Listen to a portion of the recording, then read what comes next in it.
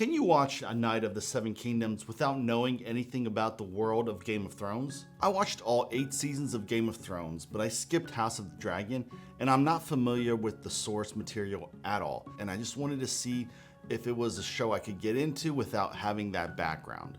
And I'm pleased to say, yes you can. A Knight of the Seven Kingdoms really surprised me because it felt so much different than Game of Thrones, because it felt so much smaller and more self-contained. You don't have these giant story arcs of feuding families all vying for the throne, of corruption and betrayals and massacres and giant battles and a cast of dozens of people that you have to follow on a weekly basis. What you have here is a very small and self-contained story of 6 episodes, each 30 to 40 minutes long, about a few main characters and a very specific setting and thing that they're trying to do. The story follows Sir Dunk the Tall, who is a hedge knight, and a hedge knight is a knight that wanders the countryside, and the story takes place shortly after his mentor, another hedge knight, Sir Arlen of Pennytree, dies. He arrives at a small town of Ashford where a jousting tournament is taking place, and he wants to compete not only to establish a name and to certify himself as a true hedge knight, but also to earn money for supplies, for food, for his horses, and that sort of thing. On his way there, he runs into a small young boy named Egg, who is shaved bald, who he kind of grows a liking to. And this boy follows him because he wants to be his squire. And begrudgingly, Sir Dunk accepts him to be his squire. And the two form a sort of bond and a friendship as a pair, a knight and a squire. Right off the bat, you get a sense of what this show's going to be like, because Sir Dunk is burying his mentor. And then you get a scene of him taking a crap outside and just filth is spilling out of his ass.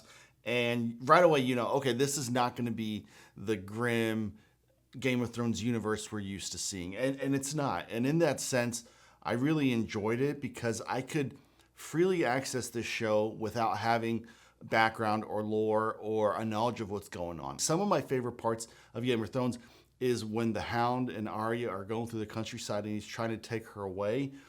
Those episodes in that season where they're together, they're traveling, and they at first are rivals, and then they slowly begrudgingly grow to accept each other and then almost like each other. That was a fun relationship to see build, and you have that same kind of thing here, even though they were not really antagonistic at all from the beginning. In the show, you see Sir Dunk and Egg's relationship really build and grow.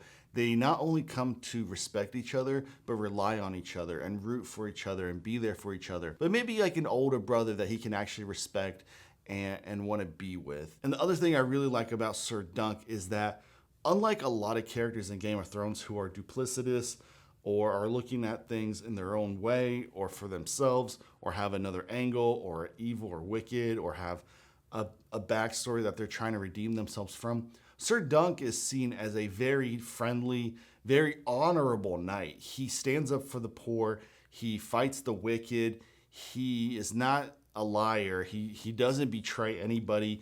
He stands up for what he thinks is right. He is one of the more noble characters I remember from the Game of Thrones universe, because in the original show, there are very few characters like that.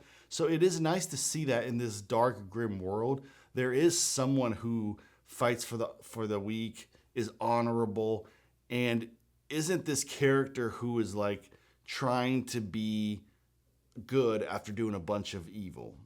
And if you like that kind of thing, make sure to subscribe and come back to the channel, because I do these conversations and reviews every week.